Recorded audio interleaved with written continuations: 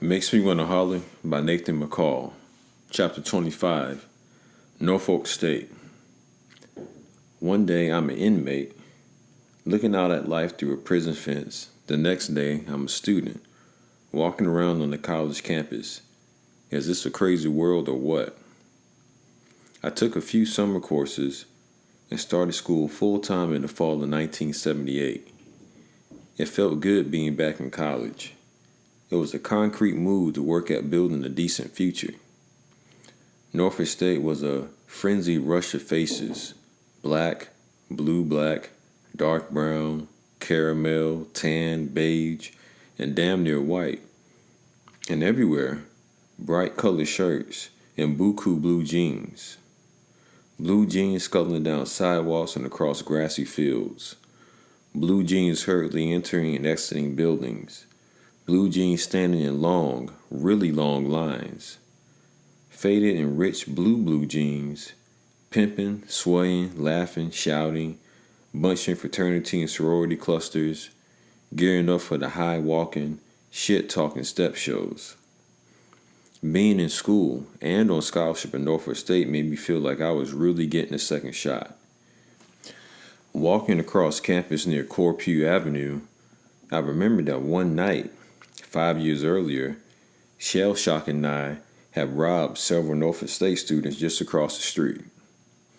It was hard to believe that this was the same campus where I nearly jumped from the balcony of the Student Union building while tripping on a hit of acid called Orange Sunshine. I was back, with direction and purpose this time.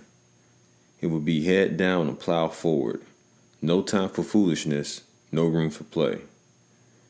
When I started school, I was broke like a big dog. Dr. Calgo, the department head who helped me get the scholarship, knew I was low on funds. He got me a cafeteria meal ticket and arranged for me to get a $50 per week job delivering the campus newspaper. For me, that $50 was like pig feet to a pork lover. After coming off of a penitentiary gig making 35 cents a day, $50 a week was a hell of a raise. Every Thursday, I drove Yvette's Chevrolet Camaro to the printer in Norfolk to pick up bundles of the student newspaper.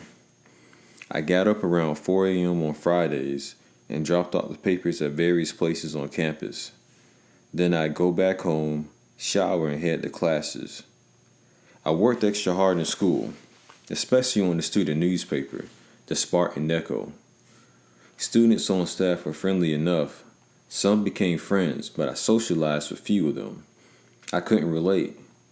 They were into block shows, fraternity pledging, and school dances, and none of that interested me. So I do my classwork, write my news stories, chat a while, and dash. The school's journalism department was a tiny collection of rooms tucked away on the third floor of the administration building. The J School had a stingy budget and a staff of about 5 professors and teachers. Norfolk State in general had its share of financial problems, but students there got that kind of down-home, one-on-one nurturing that blacks at big white universities miss out on. Years later, when I crossed over into the white mainstream, I learned to deeply appreciate Norfolk State. I saw that a lot of those blacks who had degrees from prestigious white universities didn't know whether they were coming or going. They didn't know who they were or what time it was. The difference at black schools such as Norfolk State was that professors didn't pull punches with us students about what we were up against. They didn't try to pretend that everything was hunky-dory in the mainstream world we were preparing for. We learned about our specific fields of study, but a lot of the teaching revolved around what it would take to deal on the white man's turf. There were several teachers in our department who seriously honed in on things like that. One was Harry Williams, a chain-smoking student advisor on loan from the Virginia Pilot Ledger-Star, the city's local newspaper. He was determined that no students of his would pass into the white work world head-scratching and half-stepping. He was harder on us than white folks ever could be. A tall, dark, heavy-set man with huge eyeballs that constantly rolled around his 10-gallon head, He hit us hard with brain-busting exams and made us do long working hours in the student newspaper office. He came down hard on lazy folks and quitters. When the dude got mad one day and threatened to leave school and search for newspaper work with no degree, Harry Williams shouted at him like he was the boy's daddy. "I'd like to see you quit. You'll go get out there and get eaten alive. This is a credential-oriented society. Without a degree, you'll spend the rest of your life fighting to be the king of Nigger Mountain." But there was one beef I had with Norfolk State and schools like it. They prepared us to endure a system everyone in knowledge was stacked against us. Professors in the J School and other departments talked all the time about strategies students had to use to survive in the racist media. It struck me as loony that we were actually being taught ways to endure racism. I thought we should be learning how to attack that shit. It made me wonder whether I should even be considering going into the white man's system at all. Some professors said that to make it in the white mainstream America, we had to assimilate, to study the white man and learn his rules. One teacher told me, "Do what you must to blend in. Take up golf. Learn to schmooze. Do anything you need to get accepted into the club." When recruiters came to Norfolk State to interview us, the assimilation professors made sure we wore the right clothes, dark blues, grays, and black. One teacher lent me her copy of a book she said was a vital tool, Dress for Success. I gave the book back and asked her, "What's all this got to do with me being able to do my job?" She looked at me like I was a child who didn't understand the complexities of the grown-up world. Then she said, "You might as well adjust yourself to the idea that these are the kinds of things you have to do to make it." I thought, I ain't got to do shit but stay black and die. Her kind of thinking undermined the idea that there were other options left open to blacks. Options such as starting and running newspapers on our own. It was as if some of our professors didn't even want to consider that. I debated with them sometimes about things like that and talked with fellow students about doing for ourselves. Some listened and shared that dream, but others got that glazed over look, like they'd gone off into another world. I understood. They were the descendants of slaves, still caught up in a serious dependency trip. All anybody they known had ever done was work for white folks their entire lives. College education or not, these students couldn't conceive of anything else. Although Norfolk State is located outside my hometown, there were times when it brought reminders of my past, like the encounter with Shirley, who grew up with me in Cavalier Manor. Leaving campus late one evening, I ran into Shirley, who I hadn't seen in years. Growing up, Shirley had been set up on several trains by different groups of guys. The sight of her brought back images of a summer day when the fellas and I lured her into a friend's parents' house, then passed her around like cheap wine and sent her back out into the scorching heat.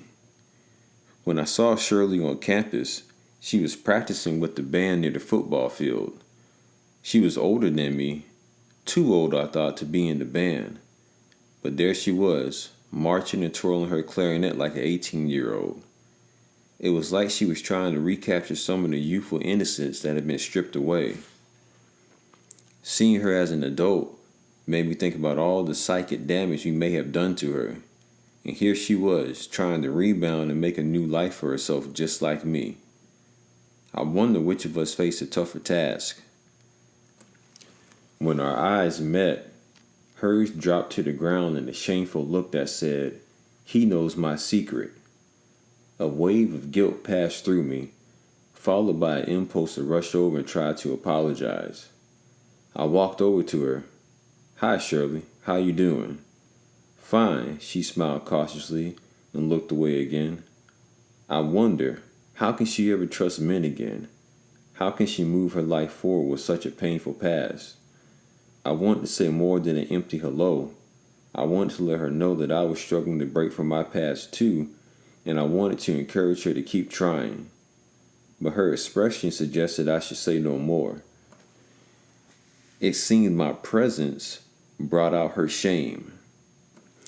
So I moved on. There were other experiences that brought snatches of cavalier manner to me at Norfolk State. Like the day I was banging a typewriter in the student newspaper office when a fellow student from Cavalier Manor told me the news. "Did you hear the news about Scoby D, man?" "No, what happened?" "He's dead." "Dead? Scob?" The word on the wires was that Scob had been depressed since learning he was terminally ill. He vowed to his wife that if he couldn't have her, nobody would. He took his small children to a neighbor's, shot his wife dead. Some folks said it was an accident, then shot himself in the head. I lost a lot more respect for Scob after hearing about what he'd done. And I already figured out that he didn't really understand what manhood was all about. But when he killed his wife like she was a piece of property, it confirmed that he wasn't half the man everybody thought he was. The warriors in the neighborhood were particularly stunned. We'd grown up believing that Scob was so hard that he was devoid of the kind of emotions that could lead him to freak out like that. We thought he had defied life's problems and given the world the middle finger. Now he was dead at 28. Surprisingly, the local newspaper published a brief story about Scob. In 1979, it was rare for a black person in Norfolk or Portsmouth to get that kind of press. It was an implicit acknowledgement that even white folks knew this guy's life had some larger meaning to some of us. Even so, the article revealed how little the reporter knew about the real story of Scoby D and his impact on the dudes in our neighborhood. The crowded funeral benefited someone of Scob Street stature. I heard that practically every hood in Portsmouth went to see him, put away. I stayed home and paid private homage to Scoby D. For a long time, he was our most perverted, enduring manhood symbol, our own Black John Wayne. On the day of the funeral, I thought about the irony of how Scob's life ended. Nobody could take him out, so he did it himself. That brings us to the end of Chapter 25, Norfolk State. And as a HBCU graduate, I graduated from Albany State University. I could really understand and relate to what he was saying about his time at Norfolk State. There's nothing quite like being at a HBCU. But I also completely understood what he was saying. And he was speaking about how his professors were trying to teach them ways to survive in a white supremacist world. Like how to survive in that system instead of how to dismantle that system by building your own. Recently I've been a proponent of, why are we trying to be the slave with the best job on the plantation when we could just get off the plantation and do our own thing? It's almost like we've been educated to the point to where we don't really know how to do things for ourselves outside of the system, or we've been conditioned to believe that we need this system to exist. Another thing that I'm thinking about, and let me know your thoughts on this as well, is what happened to Scob D. He was a real life example of a bad example of manhood that those guys were looking up to for a long time. And it's important, I think, for you to talk to your children about what real manhood looks like and what it is. Because he had all those guys looking up to him and wanting to be like him. And that probably contributed to a lot of the bad decisions that those guys made, trying to act like they were so tough. But then you see his actions at the end of this chapter, to where he couldn't deal with his woman leaving him or him dying. So he killed his wife, left his children as orphans, then took himself out. That's a cowardly way to go out, in my opinion. But, it's everybody has a role to play down here. So maybe that was his role, to come down here and show you everything that manhood shouldn't be. But again, thank you guys for tuning in to another episode of Ron's Library and Ideas. I'll see you in the next chapter. Peace.